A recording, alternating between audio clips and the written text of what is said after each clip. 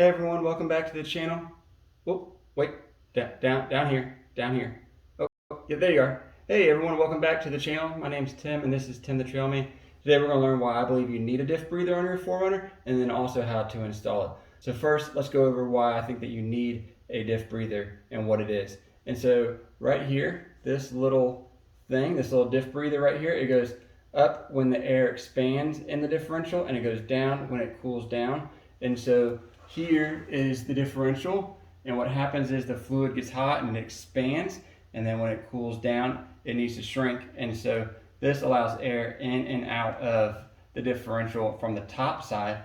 Up here you can see where I'm pointing out with my finger, and then below it here is the fluid level, so everything above it is the air, and as you drive it will get hot and expand and then cool down as you park the vehicle, or in this case go through river crossings as you saw in the opening. And so what will happen is when you go through a river crossing and maybe you need to sit there for a second or two while the convoy goes through, this thing will close down and then it will cool the axle, so air will need to get sucked in. Because it's underwater, it cannot breathe air through this. So then what will happen is the axle seals that are at the end of the axle, which are here and here, will become the weak link and try to suck air in through there, which will ultimately be water as well. And so then you will have water in your differential housing with the axle fluid, and then that is going to cause thousands of dollars of damage.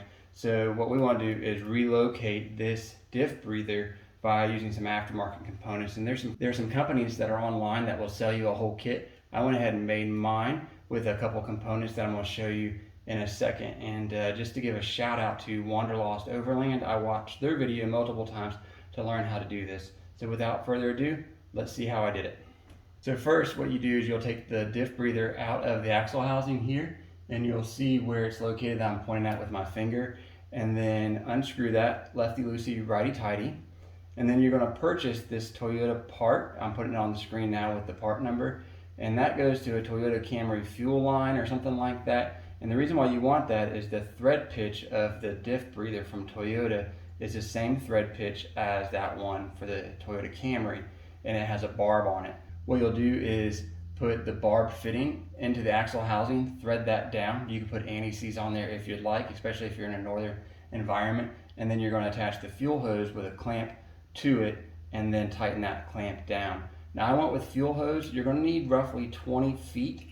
The store only had about 18, I believe, for myself, and it was pretty tight with the way that I routed it. So get yourself 20 feet. You can always cut off the extra. You can never add to a short hose. And so what you'll do is you'll leave some slack here. I'm pointing with my finger, and that will allow the axle to move up and down as you articulate overlanding through ruts or ditches or creeks or whatever. So you want that axle to be able to go down and that hose to go with it, and then coil back up when the suspension goes back up into the car. So then you're going to run that hose up the frame. As you can see here, I just routed it up through the frame. No zip ties were needed. It kind of held itself in place. And then, so you'll run the fuel hose up the frame, and from there, it'll go up into the engine compartment. From the engine compartment, you can see where I had a bracket left over from another project.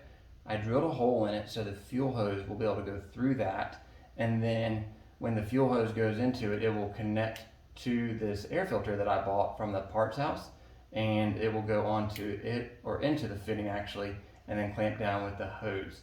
And so from there, you're basically done.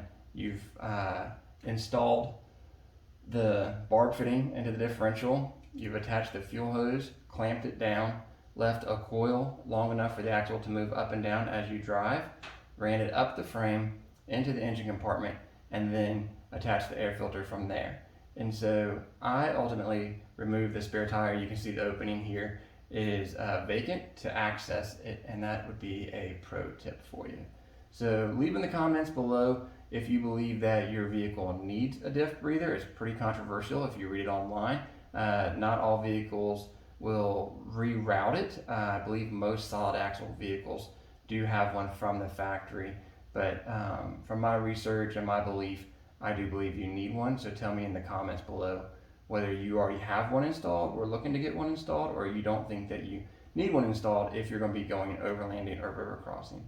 And so as always, I thank you for watching, and if you would like to see more content like this, please hit that subscribe button, and I'm going to leave you with a couple other DIY projects that I did in the video links on the screen. So have a great one.